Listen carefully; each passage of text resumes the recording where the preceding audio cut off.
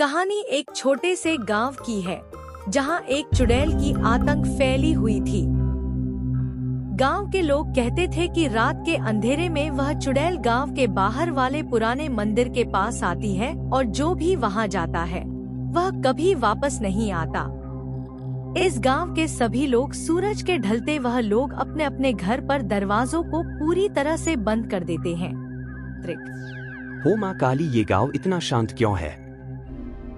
तांत्रिक ने गांव वालों से पूछा। क्या हुआ, आप लोग खामोश क्यों है? गांव के एक बुजुर्ग आदमी ने कहा, मेरा जिगर का टुकड़ा, मेरा पोता खेलते खेलते चुड़ैल के हवेली में चला गया। तांत्रिक ने बोला, मुझे सब पता है कि गांव पर कई बरसों से एक चुड़ैल का साया है। वह गांव के सभी को एक एक कर मार देगा। बुजुर्ग आदमी फूट फूट कर रोने लगा और बोला, क्या अब मेरा पोता नहीं आएगा? चुड़ैल ने मेरे पोते को मार दिया। गांव के सभी लोग चुड़ैल की हवेली की ओर दौड़ने लगे। तांत्रिक ने बोला, मूर्ख गांव वालों, तुम सब भी मारे जाओगे। क्या करूं बाबा, हर रोज किसी ना किसी को तो मरना ही है। आज मैं उस चुड़ैल को मार दूंगा। तांत्रिक ने कहा, आज चुड़ैल का अंत होगा, हम सब मिलकर इस चुड़ैल को मार देंगे। गांव वालों ने उसे पुराने हवेली का रास्ता दिखाया। तांत्रिक ने अपने साथ तंत्र मंत्र की सामग्री ली और रात के अंधेरे में हवेली पहुंचते ही उसे एक ठंडी हवा का झोंका महसूस हुआ। चारों ओर सन्नाटा था। तभी एक भयावह हंसी सुनाई दी। तांत्रिक ने देखा कि एक अजीब सी परछाई उसकी ओर बढ़ रही है। तांत्रिक ने अपनी मंत्र शक्ति का प्रयोग शुरू किया। ओम हिम किलिम स्वाहा, ओम हिम किलिम स्वाहा की ध्वनि चारों ओर गूंजने लगी। लेकिन चुड़ैल ने उसकी शक्ति को कमजोर कर दिया और तांत्रिक पर हमला करने लगी। उसने तांत्रिक से कहा, तुम मुझे नहीं हरा सकते, मैं इस गांव की रानी हूँ। तांत्रिक ने अपनी शक्ति और बढ़ा दी और एक शक्तिशाली मंत्र बोला। ओम चामुंडाय नमः, ओम चामुंडाय नमः।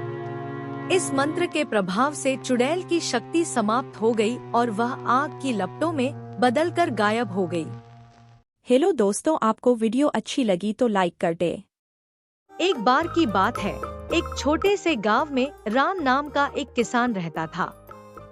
राम मेहनती और ईमानदार था, परंतु उसमें एक कमी थी, वह बहुत लालची था। उसका लालच इतना बढ़ गया था कि वह दूसरों की जमीन और संपत्ति हड़पने के लिए किसी भी हद तक जाने को तैयार रहता था। राम के पास एक सुंदर खेत था जो उसकी और उसके परिवार की जीविका का मुख्य स्रोत था। खेत में वह तरह तरह की फसलें उगाता था और गांव के लोग उसकी फसलों की प्रशंसा करते थे। लेकिन राम हमेशा से ज्यादा चाहता था।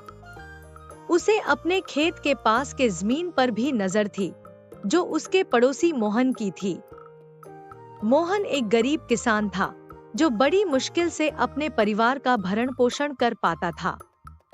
एक दिन राम ने मोहन के पास जाकर कहा, मोहन भाई, तुम्हारे पास ज्यादा जमीन है और तुम उसे ठीक से संभाल नहीं पा रहे हो। अगर तुम मुझे अपनी जमीन बेच दो तो मैं तुम्हें अच्छा दाम दूंगा और तुम अपने परिवार के साथ आराम से जी सकोगे।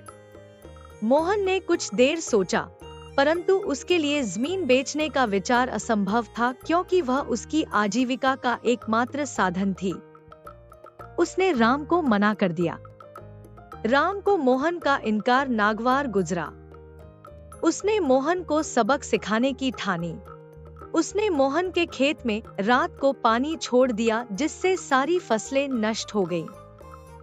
जब मोहन ने यह देखा तो वह बहुत दुखी हुआ, लेकिन उसके पास राम को दोषी साबित करने का कोई सबूत नहीं था। मजबूर होकर मोहन को अपनी जमीन राम को कम दाम में बेचनी पड़ी। राम अब खुश था कि उसने अपना क्षेत्र बढ़ा लिया है। उसने अपनी नई जमीन पर धान की फसल लगाई, लेकिन इस बार किस्मत ने उसका साथ नहीं दिया। बारिश इतनी ज्यादा हुई कि उसकी सारी फसल बर्बाद हो गई। बहुत समय पहले की बात है। एक छोटे से गांव में रमेश नाम का एक ईमानदार और मेहनती किसान रहता था। इस बार फसल बहुत अच्छी हो रही है। भगवान की कृपा से मेरी मेहनत सफल हो रही है। रमेश की फसलें हमेशा हरी भरी और लहलहाती रहती थी, जिससे गांव के लोग उसकी सराहना करते थे। लेकिन उसके पड़ोसी उसकी इस सफलता से जलते थे। देखो, रमेश की फसलें कितनी हरी भरी हैं। उसकी तरक्की हमें बर्दाश्त नहीं हो रही। हमें कुछ करना होगा। अगर उसकी फसल खराब हो जाए तो उसकी सफलता का अंत हो जाएगा। एक दिन पड़ोसियों ने रमेश की फसल को बर्बाद करने की योजना बनाई। उन्होंने सोचा कि अगर रमेश की फसल खराब हो जाएगी तो उसकी सफलता का अंत हो जाएगा। ये जहर फसल को पूरी तरह से बर्बाद कर देगा। अब देखता हूँ कैसे उसकी फसल हरी भरी रहती है। हाँ, कल सुबह जब वह अपनी सूखी फसल देखेगा तो उसे सदमा लग जाएगा। अगले दिन जब रमेश सुबह अपने खेतों में गया तो उसने देखा कि उसकी फसलें अचानक सूखने लगी हैं। उसके दिल में चिंता की लहर दौड़ गई। हे भगवान, यह कैसे हो गया? मेरी फसल तो कल तक इतनी अच्छी थी, अब यह सब सूख कैसे गई? रमेश अपनी फसल की हालत देखकर बहुत परेशान हो गया और मदद के लिए गांव के बुजुर्ग के पास गया। बाबा, मेरी फसल अचानक सूख गई है। मुझे समझ नहीं आ रहा कि क्या करूं। बेटा, तुमने कभी किसी का बुरा नहीं किया। भगवान सब देखता है। तुम्हें डरने की जरूरत नहीं। मेहनत करते रहो, सब ठीक हो जाएगा। रमेश ने बुजुर्ग की बात मानी और निराशा को अपने ऊपर हावी नहीं होने दिया। उसने फिर से मेहनत करनी शुरू की और अपनी फसल को फिर से उगाने की कोशिश की। वह जानता था कि मेहनत और सच्चाई से किया गया काम कभी बेकार नहीं जाता। मैं हार नहीं मानूंगा। भगवान पर भरोसा रखूंगा और फिर से मेहनत करूंगा। कुछ ही समय में रमेश की मेहनत रंग लाई और उसकी फसलें फिर से हरी भरी हो गईं। वहीं दूसरी तरफ जिन्होंने रमेश की फसल को बर्बाद किया था, उनकी अपनी फसलें खराब होने लगी। हमारी फसलें भी खराब हो रही हैं। यह हमारे बुरे कर्मों का फल है। इस कहानी से हमें यह सीख मिलती है कि अपने कर्मों पर ध्यान देना चाहिए, क्योंकि जैसा कर्म करेंगे वैसा ही फल मिलेगा। सच्चाई और मेहनत की राह पर चलने वाले को जीवन में सफलता जरूर मिलती है। किसी समय की बात है, एक छोटे से गांव में एक समोसा बेचने वाला रहता था जिसका नाम मोहन था। मोहन के समोसे पूरे गांव में मशहूर थे।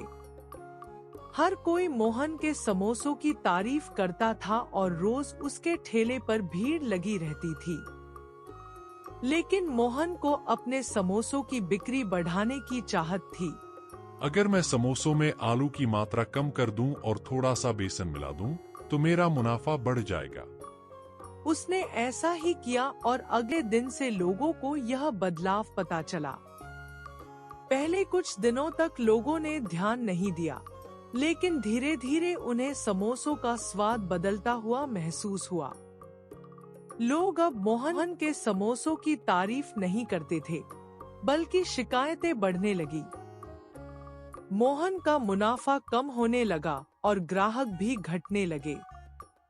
मोहन ने सोचा, शायद यह लोग समझ नहीं रहे हैं।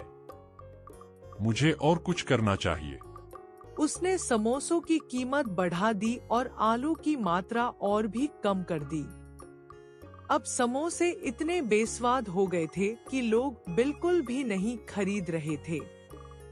एक दिन गांव के एक बुजुर्ग ने मोहन से कहा, मोहन बेटा, लालच बुरी बला है।